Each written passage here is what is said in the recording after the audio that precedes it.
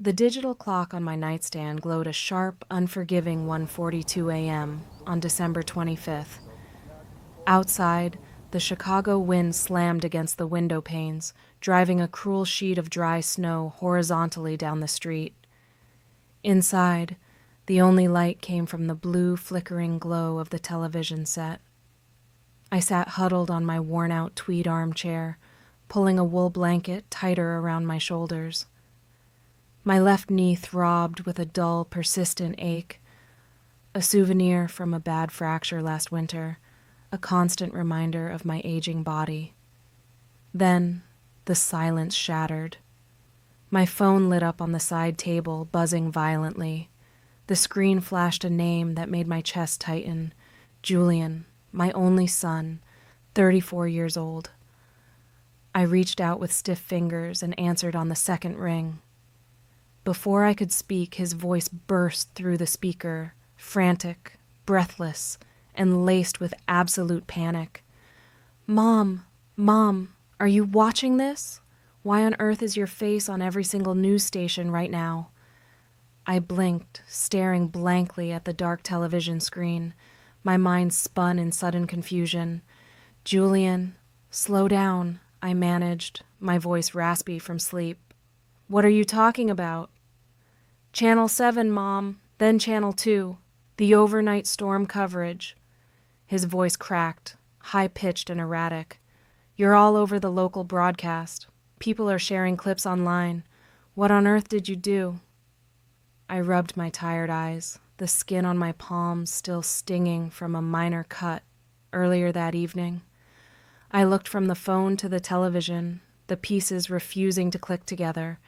But even as he screamed questions, a heavy, cold weight settled deep in my stomach.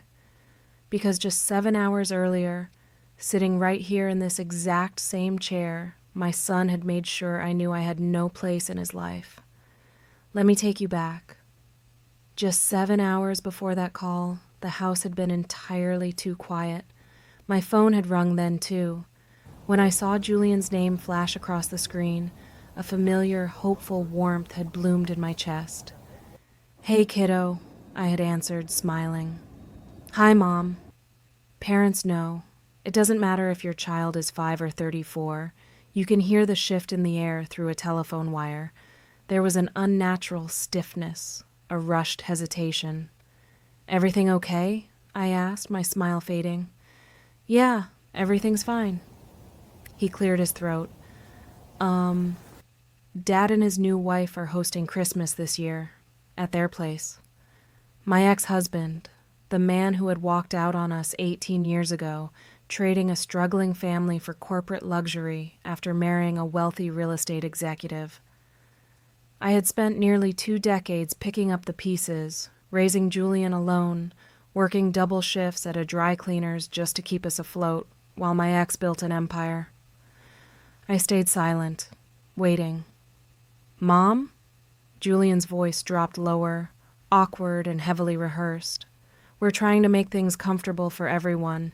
You know how formal it is with Victoria's side of the family. Her father is a senior partner at the firm, and major investors will be there. I didn't say a word. I stared out the frosty window at the snow piling against my mailbox. So, Julian swallowed hard, the hesitation dripping with cowardice. Maybe it would be better if you sat this Christmas out, just for this year. We thought, well, your clothes, your old car in the driveway, it might not project the right image for the guests, and it would make things uncomfortable. You understand, right? The words settled into the quiet room slowly, like gray dust over old furniture.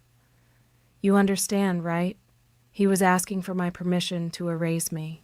He was trading his own mother for a seat at a rich man's table, terrified that my poverty and my wrinkles would embarrass him in front of his wealthy stepfamily. Yeah, I whispered, the word tasting like ash. I understand, Julian. Great, thanks, Mom. I knew you'd get it. Love you. Bye. The line went dead. I didn't cry. When you are 61 years old and life has beaten the theatrics out of you, Crying feels like a waste of salt. I stood up, walked to the kitchen counter, and automatically reached for an extra dessert plate. I set it down on the formica surface, stared at it for a few long seconds, watching the empty space. Then slowly, I picked it back up and put it away in the cupboard. I didn't let the night end in self-pity. The next morning, despite the biting cold, I drove my old Ford pickup to the local pharmacy. I bought small gifts, but for Julian, I prepared something entirely different. For 2 full days, I sat at my wooden dining table and put together a heavy photo album. 35 years of memories, Polaroids of Julian taking his first steps in our cramped apartment, photos of his first day of kindergarten, pictures of me cheering in the freezing rain at his high school football games his father never attended, every milestone funded by my sweat and blood. On the final page, I wrote a short note. No matter how big your world becomes, never forget where your foundation was built. By Christmas Eve afternoon, the snow was falling in heavy sheets. I loaded the album and a box of pastries into the truck and drove across town to the affluent north suburbs. I parked outside the mansion. Warm lights glowed through the windows. Inside, people laughed together. Julian was in there, wearing an expensive suit bought with his father's money, laughing with people who wouldn't have glanced twice at him, carrying my last name. I didn't walk to the front door. Instead, I got out, walked quietly up the stone pathway, and placed the heavy photo album and gift box neatly on the porch.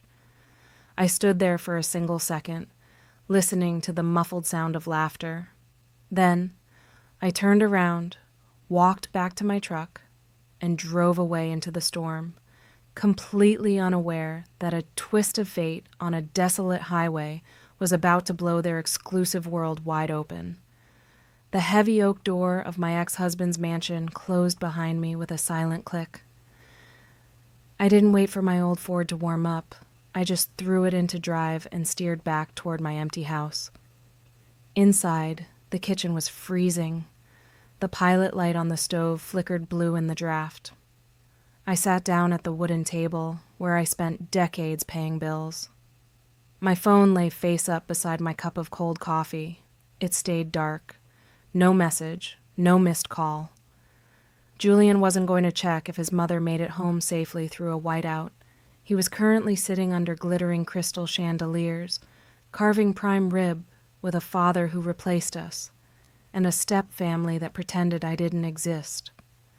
I had spent every Christmas Eve volunteering at St. Jude's for years. That night was no different. 2 hours later, the shelter closed early because of the storm. The drive home on Interstate 90 was a nightmare. Visibility had dropped to 0. The highway lanes had vanished beneath 6 inches of blinding powder. I kept my headlights on low beam, crawling forward at barely 20 miles per hour, gripping the steering wheel so hard my knuckles turned white. Then, past the exit for Mannheim Road, I saw it. Off to the shoulder, half subsided into a deep concrete drainage ditch, sat a full-sized commercial transit van. Its hazard lights flashed a weak amber pulse against the roaring white curtain of the storm. Emblazoned on the side was the logo for the Oak Ridge Senior Care Facility. I didn't think twice. I pulled my truck hard onto the shoulder, threw it into park, and left the hazard lights blinking. The wind hit me like a physical blow, ripping my breath out of my lungs. Ice crystals tore at my face as I waded through knee-deep drifts toward the van. The driver's side door was jammed shut against the frozen slope. Inside, through the frosted glass, I could see shadows, panic-stricken faces pressing against the windows, elderly residents trapped inside a freezing metal van. I grabbed a heavy iron tire iron from the bed of my truck, waded back through the drift, and smashed it against the side passenger window until the safety glass shattered inward with a muffled pop. "Is everyone all right?" I screamed over the roar of the gale. An elderly woman inside was crying, clutching a woolen blanket. Up front, a terrified kid no older than 20 shouted back through the broken frame. "The battery's dead. The lift gate is jammed and a high-voltage utility line snapped down right across the rear axle. We can't step out or we'll get fried." My heart hammered against my ribs. 20 feet behind the van, a downed power line writhed and sparked wildly on the wet ground, spitting electricity into the snow. "Listen to me!" I yelled, adrenaline completely overriding the arthritis in my joints. "We aren't waiting for county rescue. We have to move them now, one by one." I climbed right onto the slick metal hood of the van, ignoring the stabbing pain in my knee. Reaching down through the jagged window frame, I grabbed a frail, trembling man by his heavy winter coat. With a grunt that tore at my lower back, I hoisted him up, balanced him on the freezing hood, and guided him down into the waist-deep snow toward my truck. As soon as I set him down beside the passenger door, the old man's frail fingers caught tightly around my trembling wrist. "Please don't leave us," he whispered, his voice shaking. I looked down into his frightened eyes and answered without hesitation. "I'm not going anywhere." For the next 20 minutes, operating purely on instinct and a stubborn fury, I became a machine. One by one, I pulled them out. 18 elderly residents, 18 frightened human beings who had been forgotten on the worst night of the year.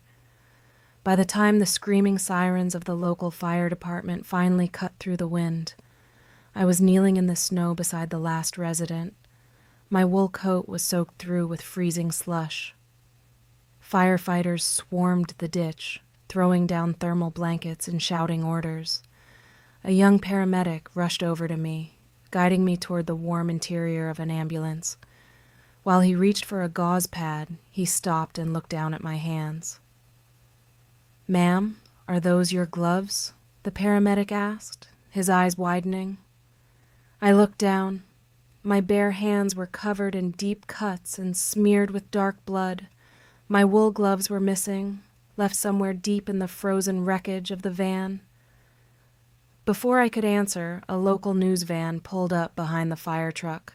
The sliding door flew open, and a young field reporter, her hair whipped wild by the wind, holding a shivering cameraman, hopped out and waded toward the scene for a live shot. She spotted me sitting on the back step of the ambulance, shivering under the silver foil.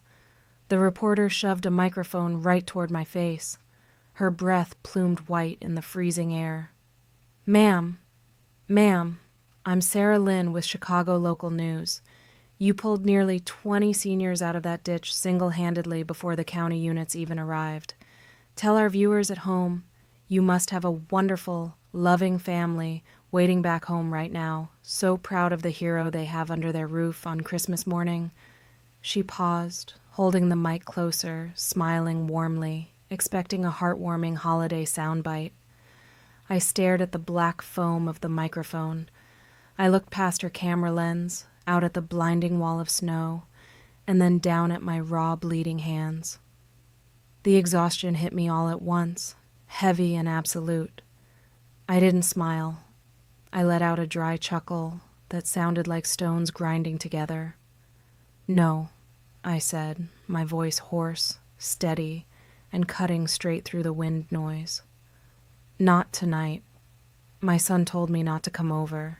He said I didn't belong in his world, because his family's world is far too wealthy and important for someone like me." The reporter blinked, her professional smile freezing. "Pardon me? Your son—" "He's right over there, I suppose," I muttered, looking down at my boots. "Living large, and I'm just an old woman who doesn't fit the picture." I stood up, pulled the foil blanket tighter around my shoulders, and walked away into the dark, leaving the camera rolling. I had no idea that within 3 hours, that raw 30-second clip would be uploaded and shared across every major platform in the country, touching a raw nerve for thousands of parents discarded by their own children. My phone started buzzing at 6:30 a.m. and didn't stop for the next 4 hours. It wasn't holiday greetings.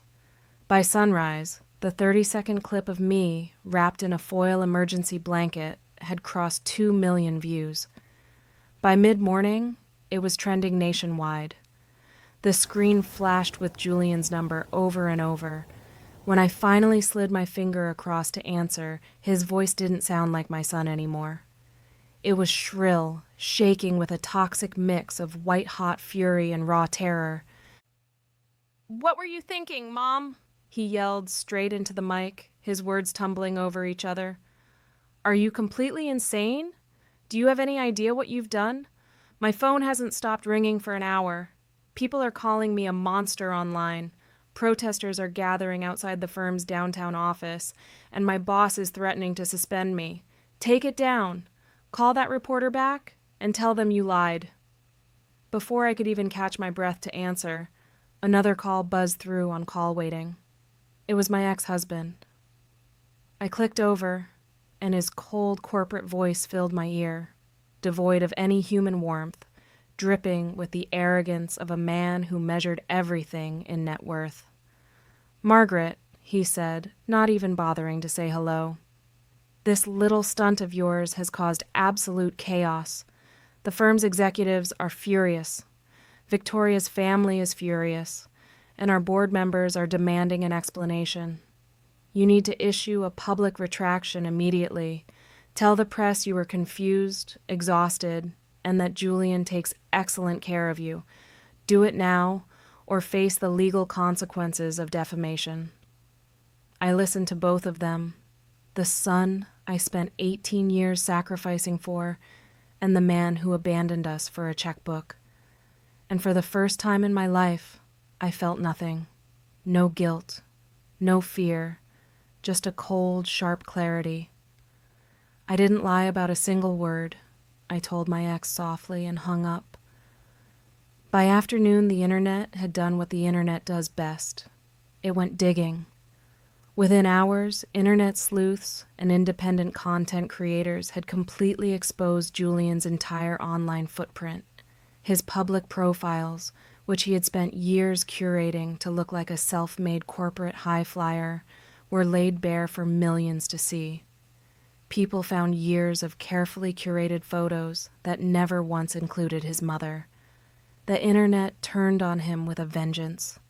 Hashtags branding him a selfish social climber trended across platforms. Brands he worked with quietly scrubbed his profile from their pages, and the elite social circle he had spent years trying to crawl into suddenly slammed their heavy oak doors right in his face.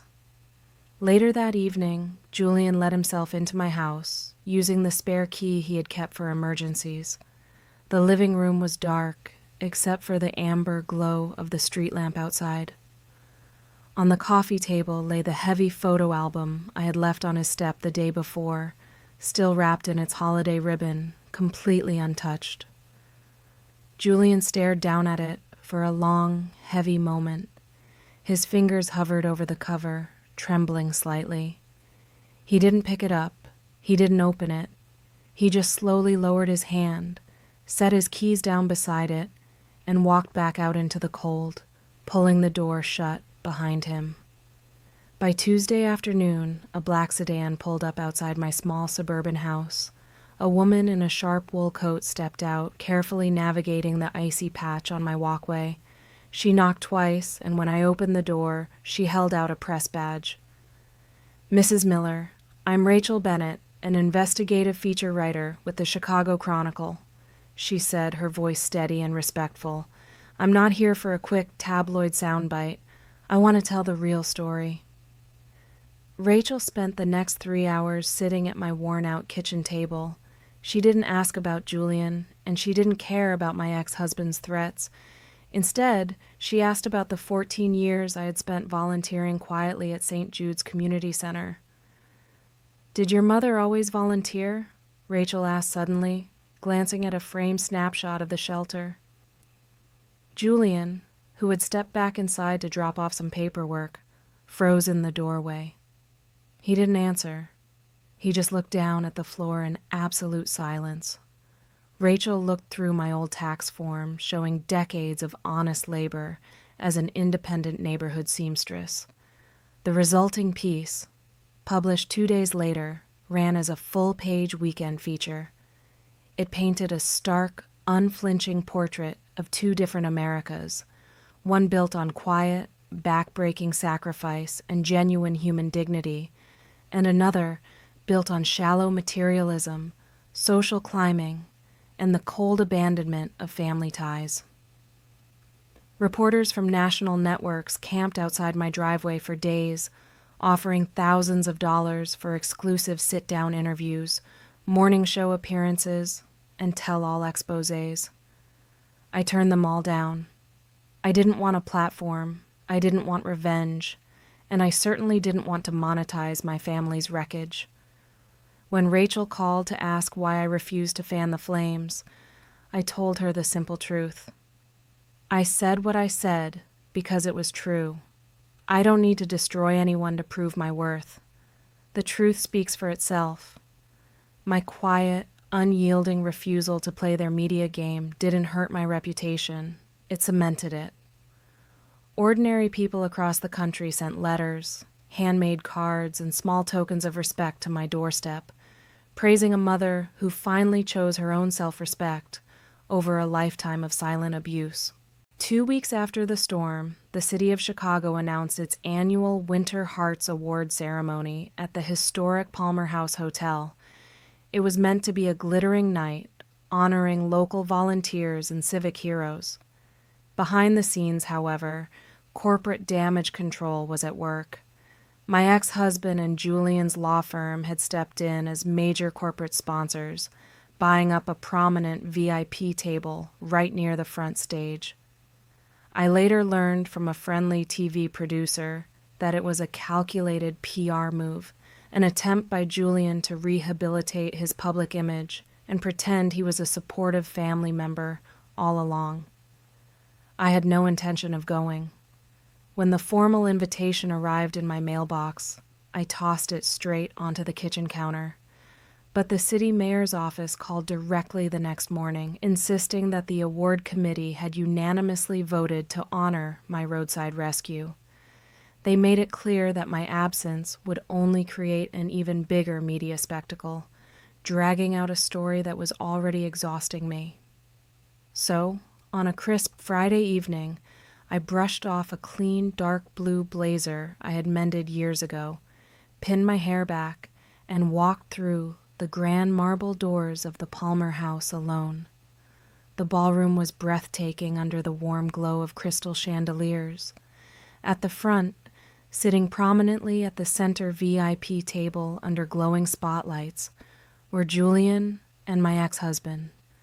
Julian wore a tailored charcoal tuxedo, his jaw set tight, staring straight ahead at his dessert plate as if the rest of the room didn't exist. When my name echoed across the loudspeakers, the applause started softly near the back and swelled into a roaring standing ovation.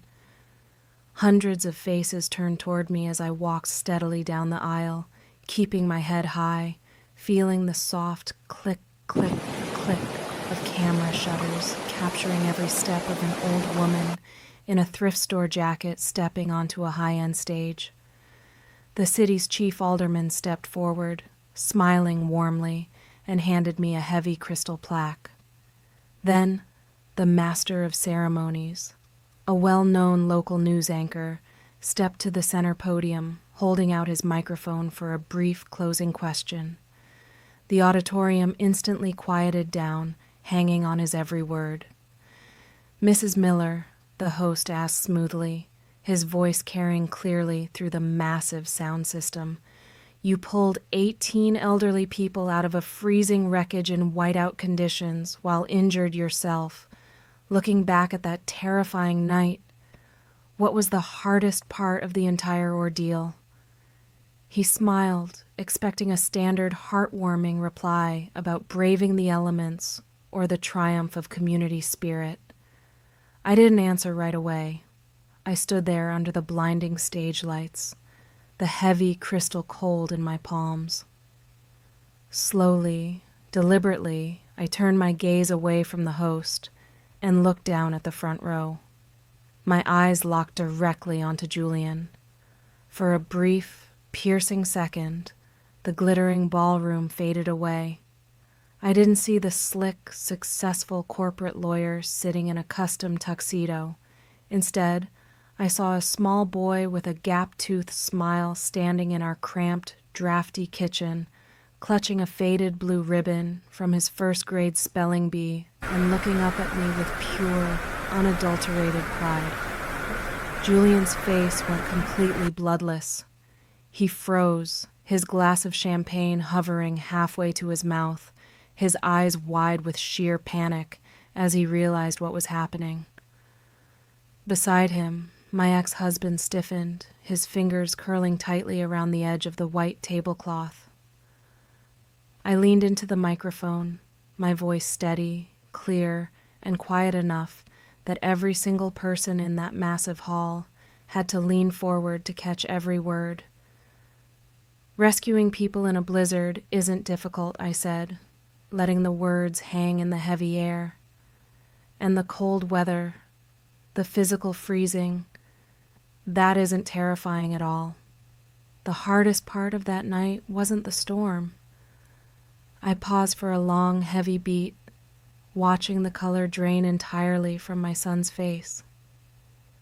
The hardest part, I continued, speaking with a calm, absolute clarity, was realizing that the son I spent my entire life working myself to the bone to raise looked at me and saw someone whose very presence would stain his reputation and ruin his seat at a wealthy table. A collective gasp swept through the front rows like a physical wave. The silence that followed was absolute. You could have heard a pin drop on the thick carpeted floor. No cameras clicked. No whispers echoed off the golden pillars. Every eye in the Palmer House ballroom darted from the stage down to the VIP table. Julian couldn't take it anymore. The composure he had spent weeks practicing shattered completely. He dropped his head into his shaking hands, his shoulders heaving as hot, humiliated tears finally broke through. Beside him, his powerful, wealthy stepfather slowly lowered his head, pressing his palms flat against the table and refusing to look up as hundreds of disapproving stares converged on them from every corner of the room. I looked out over the sea of silent, stunned faces, gave a quiet nod to the host, and stepped away from the podium. When the lights went down and the applause finally died away, I stepped off the stage and walked toward the quiet green room near the service exit. I wanted my coat, my purse, and a quiet exit into the cold Chicago night before the cameras could follow me back out to the street. Before I could even reach for the door handle, footsteps echoed rapidly down the carpeted hallway. "Mom! Mom! Wait!" Julian burst through the double doors, breathing hard, his expensive tuxedo jacket unbuttoned and slightly crooked. Before I could take a step back, he closed the distance between us, threw his arms around my shoulders, and buried his face right against my neck, sobbing like a child. As he held me, an involuntary memory flashed through my mind. The last time my son had hugged me like that was 20 years ago, after he scraped his knee falling off his bicycle at age 12, crying in our cramped kitchen while I wiped away his tears. "I'm sorry," he choked out, his voice cracking against my coat. "I'm so sorry, Mom. Please, please forgive me for Christmas. I was an idiot. I was blind. I didn't mean any of it." I stood there inside his desperate embrace, my arms hanging stiffly at my sides. 14 years ago, that kind of warmth and apology would have broken my heart in a second. I would have held him tight, stroked his hair, and told him everything was fine. But tonight, there was no warmth left in my chest, just a heavy, echoing hollow. Julian pulled back slightly, his hands gripping the lapels of my old blue blazer, his fingers shaking. "You saw what happened out there," he whispered, glancing nervously toward the hallway door as if waiting for a camera crew to jump out from the shadows. The board of directors is emergency meeting tomorrow morning. They're talking about stripping my marketing director title. They think I'm toxic. If you just post a quick video tomorrow saying it was all a misunderstanding, or that we've already worked things out privately, they'll drop it. Everything can go back to normal. We can fix this, Mom. That was it. Right there in those frantic, desperate words. The absolute truth of his tears was laid bare. He wasn't crying because he had broken his mother's heart. He was crying because his career was crumbling, because his elite social standing was slipping through his fingers, and because the world finally saw him for who he really was. Slowly, deliberately, I reached up and peeled his fingers away from my jacket, one by one. I didn't jerk away. I didn't shove him. I just gently, firmly removed his hands and took a step back. My voice didn't shake. It was quiet, steady, and completely flat. "Stop crying, Julian," I said softly. He stared at me, his mouth half open, stunned by the absolute coldness in my eyes. "Next year," he stammered, his voice cracking with panic. "Next year, we can do things differently, right? We can spend the holidays together at the house, like a real family. Things can go back to how they used to be once all this media noise blows over, can't they?" I looked at my son, this grown man in a $1,000 suit who still thought love was a utility switch he could flip on and off, depending on what was convenient for his resume. "No, Julian," I answered, my tone as steady as stone. "They can't. Mom, I am still your mother, Julian," I interrupted, cutting him off before he could start bargaining. "If you are ever truly sick, if you are ever starving or in real trouble, you know where I live. My door has never been locked to you, but my life and my home are too small for your pride. They are too small for the conditions you put on our relationship, and they are too small for the shame you feel just looking at me."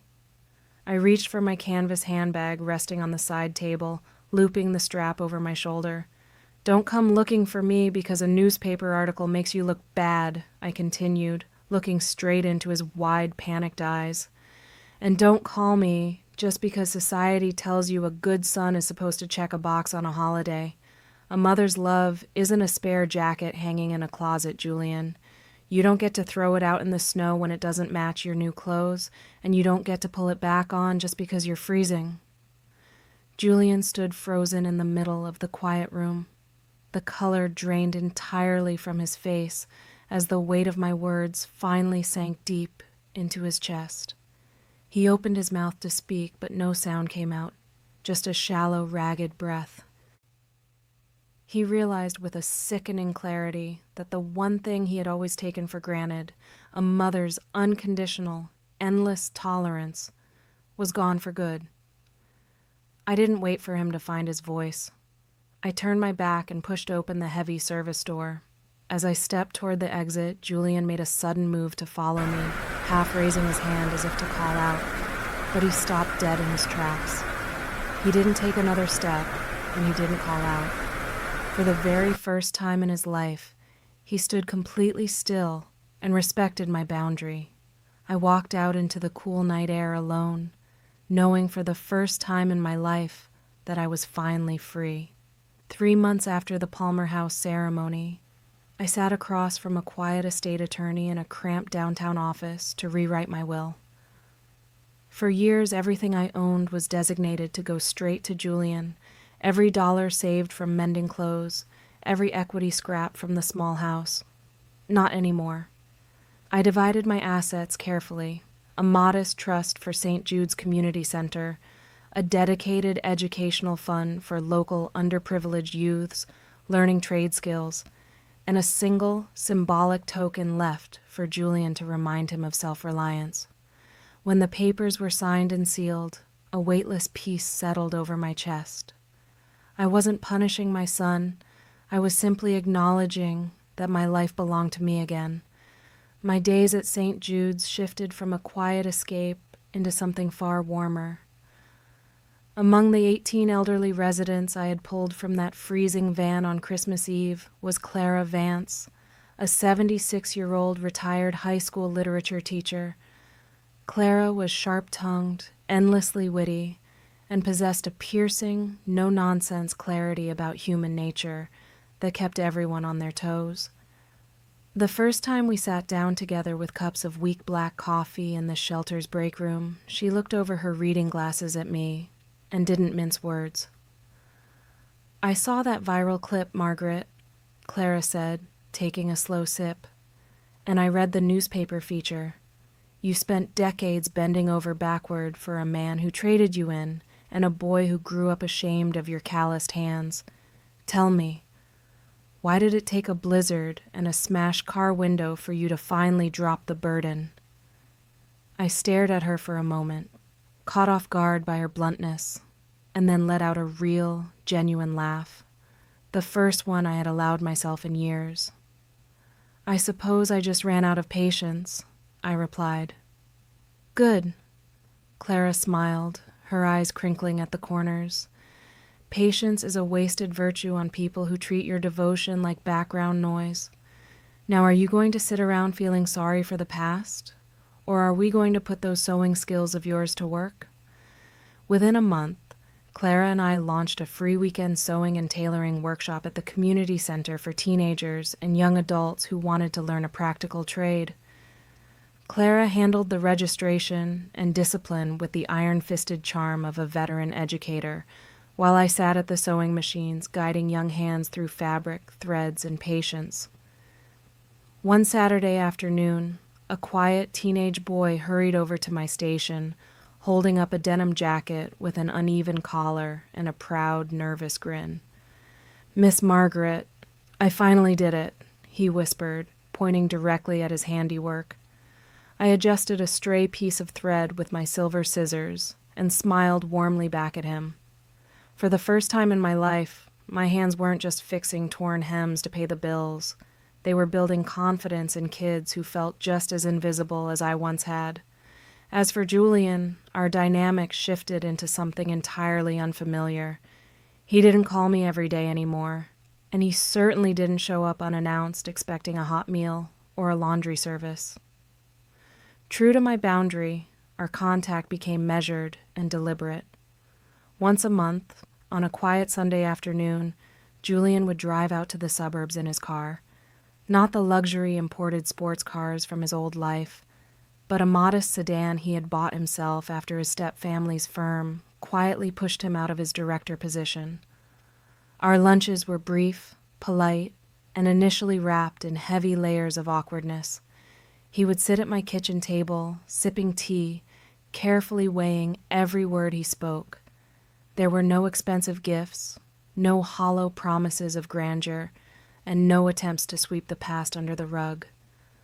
During one of those afternoon visits, as he walked out toward the porch, he noticed a loose, rotting wooden slat on the front fence.